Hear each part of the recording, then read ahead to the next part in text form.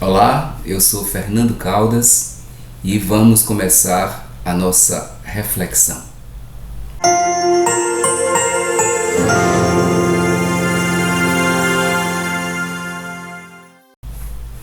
Hoje vamos abordar a questão política brasileira, essa bipolarização que de uns anos para cá tomou conta de todo o povo brasileiro, das mais diversas classes sociais, dos mais diversos segmentos profissionais, existenciais. O Brasil virou uma espécie de plenário onde dois grupos majoritários tentam vencer uma discussão, tentam fazer o seu discurso soberano sobre o discurso do outro. E isso tem chegado às raias da violência, cada vez mais, o que é preocupante. Muito da minha fala é uma tentativa de buscar, se não uma conciliação, mas uma harmonia possível, uma espécie de tratado onde as partes consigam coabitar, porque é um bem maior, que é o Brasil, um país espetacular, né? No âmbito do que essa palavra significa, um país com riquezas minerais, biodiversidade, quilocaloria, sol por dia única, né? Com a riqueza de um agente também, um agente ainda na sua maioria jovem e energética, um caldeirão experimental genético. Charles Darwin, quando esteve no Brasil, ficou impressionado porque foi no Brasil que ele confirmou a teoria de que nós somos uma espécie só, por conta da miscigenação brasileira, que vem desde os seus primórdios como nação, né? Como aglomerado urbano. Nós somos um experimento. É possível que já tenha havido na humanidade, claro, mas de maneira muito solta, muito difusa. No Brasil não, isso se dá num ambiente geográfico pontual e nós somos hoje uma mistura. O Brasil é, por assim dizer, uma prova de que é possível a conciliação, de que é possível uma trégua das violências mais acirradas e a continuidade do processo dialético, que é fundamental. Então, a questão do poder está no bojo desse momento brasileiro. Não deixa de ser um grupo tentando impor o seu poder a outro grupo, né? Nessa complexidade que é o poder que se dá desde de um porteiro de uma festa a um militar patenteado, ou um presidente de uma multinacional, ou alguém que tem um cargo político elevado. O poder se dá em todas as esferas. Ele é uma teia, né? Uma teia graduada, onde as pessoas vão exercendo aquele seu mando sobre alguém que é subalterno e sendo subalterno alguém que está acima. É um jogo social onde as pessoas, algumas têm um certo gozo em exercer esse poder. Eu acho que muito dessa dicotomia brasileira, dessa bipolarização, como eu disse no vídeo anterior, se dá por esse exercício do poder. Mas a questão de fundo por trás dessa é de fato a questão da verdade. E a questão da verdade não é uma questão, por assim dizer, simples. Quando você fala da verdade correlata, da verdade que tenta afirmar-se no discurso a partir de um exemplo factível de algo que está acontecendo, aparentemente fica mais fácil. Só que não é tão fácil assim, porque nesse discurso que se vale de uma verdade factual, de algo que está acontecendo no exterior, de um fenômeno qualquer, está embutido a voz de quem discursa, a voz de quem está narrando esse fato externo. E essa voz, ela já foi construída por uma série de elementos da vida pessoal do sujeito que está criticando esse fenômeno externo. Pelos seus pares, pelo seu grupo de pertencimento, Então vai ser muito difícil, por exemplo, você ver alguém que é torcedor de um determinado time ter um discurso justo com quem é torcedor de um outro time.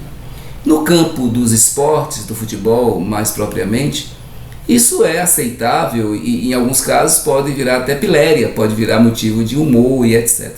Embora algumas torcidas organizadas se matem também. Porque os elementos que norteiam essas torcidas, esses torcedores, são os mesmos elementos que norteiam os dois grupos que pelejam pelo poder e pela verdade no Brasil, na contemporaneidade. Então é possível um caminho que essas verdades sejam costuradas, que elas contribuam para o Brasil. Porque há um perdedor nessa batalha toda, e é o país. Há alguém que está sofrendo as consequências desses discursos paradoxais, que é o Brasil. Sofrendo em muitas frentes. Então, basicamente, essa verdade que é posta, embora aparentemente valendo-se da factualidade do mundo, de comportamentos X ou Y, de políticos X ou Y, embora isso, ela é recheada de categorias anteriores aos fenômenos. Podemos dizer, até em tom de brincadeira, que o próximo governante de aqui a 50 anos já tem opositores hoje. Desde que ele seja do grupo que esses opositores não fazem parte. É assim. Enquanto a gente vai no âmbito da civilidade, do respeito ao discurso alheio, as coisas funcionam muito bem. E o Brasil cresce. O crescimento do Brasil, e aí nós vamos para um verbo que é subjetivo a depender de quem o esteja proferindo, esse crescimento eu não consigo concebê-lo senão de uma maneira ampla e difusa. Eu não consigo compreender alguém ou um grupo que detenha a fórmula para o Brasil se desenvolver. Essa fórmula, se for fechada a um grupo, a um ideário hegemônico, né, e ao mesmo tempo homogêneo, já é fadado ao fracasso, a não ser que use do arbítrio e imponha aos outros grupos hegemônicos e homogêneos esse ponto de vista. Aí só tem a força. E essa força pode ser física, com armas e etc., ou ela pode ser midiática. E esse é o diferencial do nosso tempo, como nós sabemos. Os fenômenos que estão acontecendo no Brasil não são modernos. Eles vêm desde sempre, ou pelo menos desde a imposição da República. Mas o que há de moderno neles é que diariamente nós somos alimentados por uma rede de comunicação, inclusive cada vez mais interativa. Cada vez mais a voz é dada a todos, né? Há um aspecto que precisa ser tocado nisso, muito bom, um aspecto muito positivo. É que o Brasil está discutindo a si mesmo. Então, um rapaz ou uma moça que vendem pipoca na rua, ou mesmo uma pessoa que opta em morar na rua, um morador de rua, essas pessoas estão discutindo o Brasil. Quem vai lucrar com isso são as futuras gerações. Porque muitos problemas que nós vivemos hoje advêm de gerações passadas que abriram mão desse discurso, dessa potência que é construir primeiro a sua polis, né, a sua cidade, a sua rua, o seu bairro, o seu estado, né, abriram mão da construção coletiva do Brasil. O Brasil sofre muito por essa omissão em todos os campos, no campo ambiental, no campo cultural, no campo sociológico em geral, né, que desdobra-se em educação, saúde. Nós somos vítimas de gerações que ou discutiram isso de forma muito hermética em seus guetos, ou simplesmente não discutiram essas questões Quando outras questões eram prioritárias, nós temos que compreendê-las também, né? Houve um tempo que a dimensão religiosa era prioritária no Brasil. Ainda é, mas cada vez mais por um segmento. Né? Um segmento também que tem seu discurso que precisa ser compreendido. Então nós precisamos, não é de xingarmos uns aos outros, mas é de ir construindo fóruns, e as redes sociais estão aí. Será que é possível, por exemplo, um grupo de WhatsApp onde as pessoas definam seus pontos de vista sem se valerem de ofensas? Porque magoa tanto alguém dizer eu sou bolsonarista ou eu sou lulista. Por que as pessoas que pensam diferente se magoam tanto com isso? Né? É visceral, isso mexe com coisas muito profundas. Eu falei há pouco do futebol. Se alguém perguntar assim, por que eu torço para determinado clube? Porque eu sou Vasco, Flamengo, Bahia, Fluminense, Atlético Mineiro, Cruzeiro. A pessoa fizer uma anamnese pessoal disso, ela vai ver que isso começou lá na infância, um tio, um pai, uma mãe, um filho, alguém do mais puro afeto seguia aquele time, e você, por consideração, né, por osmose, por tabela, por efeito L, como dizem os parapsicólogos, você foi seguir aquele time. Então, quando o seu time faz um gol, é como um abraço que você desce nessa pessoa que às vezes já morreu, mas que continua em você, naquele gol do seu time. A política envolve paixão, né?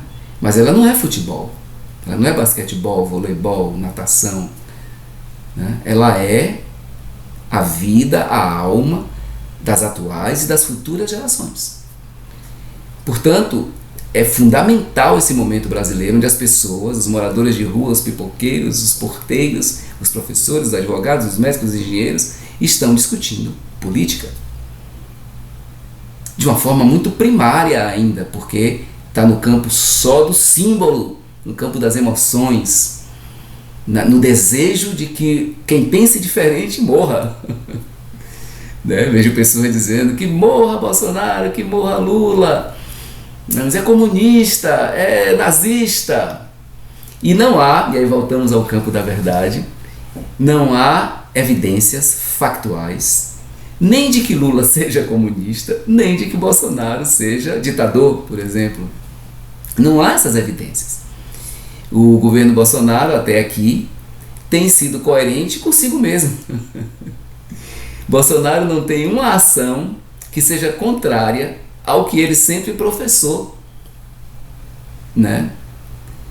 Bom, mas se o que ele sempre professou foram coisas nefastas, ruins, bom, aí nós já entramos num campo ideológico e vamos discutir num campo ideológico. Se Bolsonaro, de uma hora para outra, botar o exército, as forças armadas na rua, fechar o Congresso, fechar o Supremo, aí nós passamos para um outro padrão de reflexão.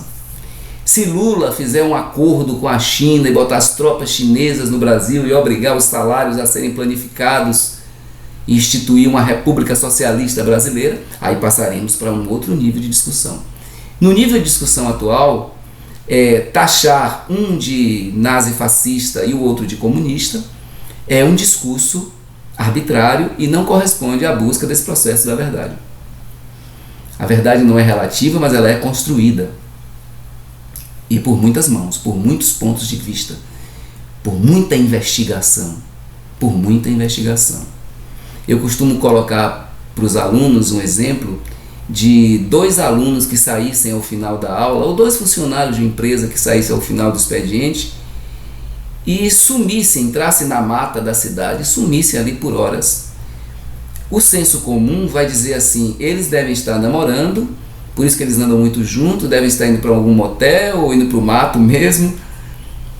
A investigação mais honesta, a que busca a verdade, vai criar mecanismos, ou seja, metodologia, métodos, de saber o que está acontecendo.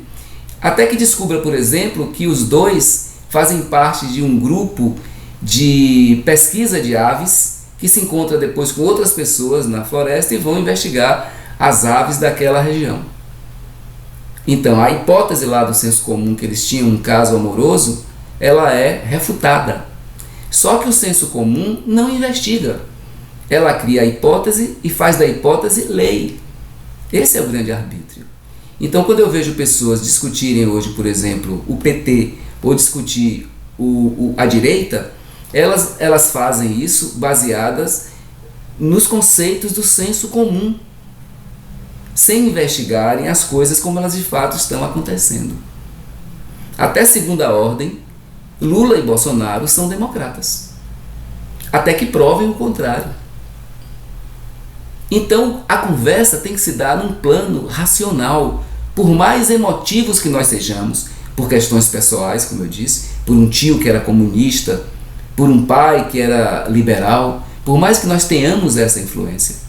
E ao defender um ou outro, nós estejamos defendendo esse ente querido que nos formou e que já foi, ou que está aí velhinho, né? Ou defendendo aquele autor que a gente leu na adolescência, quando estávamos apaixonados por alguém e houve uma mistura de afeto com formação de pensamento, e hoje, ao defender o nosso ponto de vista, aquele amor de adolescência, ele aparece, ele reaparece, e nós projetamos ele nesse ponto de vista e vamos às ruas com bandeiras e matamos ou morremos em defesa de algo que nós nem sabemos direito o que é do ponto de vista da razão. Sabemos da emoção, mas a emoção é em muitos sentidos uma desrazão e vice-versa. É preciso esse equilíbrio, né? esse bom senso entre essas duas instâncias. Então, poder e verdade. A verdade é um processo. Ela se dá pela construção coletiva, a partir de uma vontade individual de buscá-la. E o poder, chegamos no orai e vigiai de Jesus Cristo. O poder tem que ser fruto de uma vigilância continuada, porque ele é mal usado a razão de casamentos desfeitos, de conflitos entre pais e filhos, entre colegas de trabalho, professores e alunos, e por aí vai em profusão. O mau uso do poder, e por mais prazer que ele dê, por mais satisfação que ele dê ao sujeito, né, dá um sentido de imortalidade, dá um sentido de superioridade sobre o outro, por mais que ele dê prazer, gozo, ele é um mal em si mesmo quando utilizado de maneira cruel e arbitrária sobre o outro. Então, fechando o raciocínio, fechando o vídeo, eu proponho o seguinte: linhas de diálogo entre os chamados esquerdistas e os chamados direitistas. Interseções, interfaces. É uma possibilidade. Eu não estou propondo nenhuma utopia. Eu não estou propondo que saiam de mãos dadas e vão tomar cerveja juntos, não.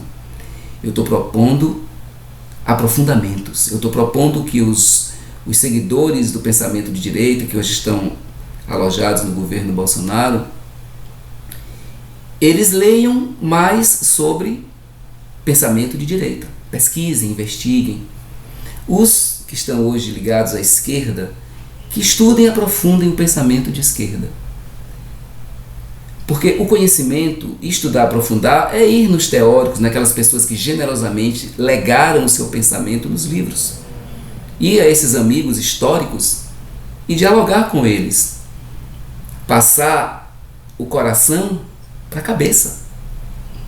E quando for discutir nesses grupos que eu estou propondo de WhatsApp, esses grupos mistos, né, que tenha bolsonaristas e lulistas num grupo só, contribuir com esse grupo dizendo: olha, eu sou liberal por isso, por isso, por isso, por isso. Olha, eu prefiro o socialismo por isso, por isso, por isso, por isso. Olha, em muitos sentidos Lula não é socialista por isso, por isso, por isso. Em muitos sentidos Bolsonaro não é liberal por isso, por isso, por isso. É aprofundar as coisas. A maturidade intelectual, teve um filósofo que falou disso, maturidade intelectual se dá quando nós temos a ousadia e a humildade, né, de parar de seguir e buscarmos em nós mesmos a construção dos nossos conceitos. É humilde também porque essa construção dos nossos conceitos só é possível quando nós ouvimos o conceito do outro, o conceito alheio. O Brasil é mais do que possível. O Brasil é uma força como nenhuma outra no mundo. O Brasil é uma potência como nenhuma outra no mundo.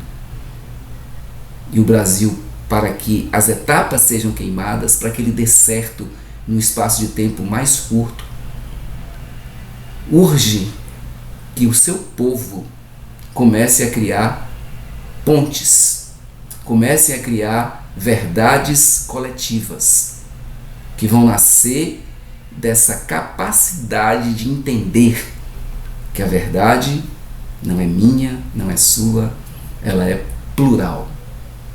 Um abraço e até a próxima.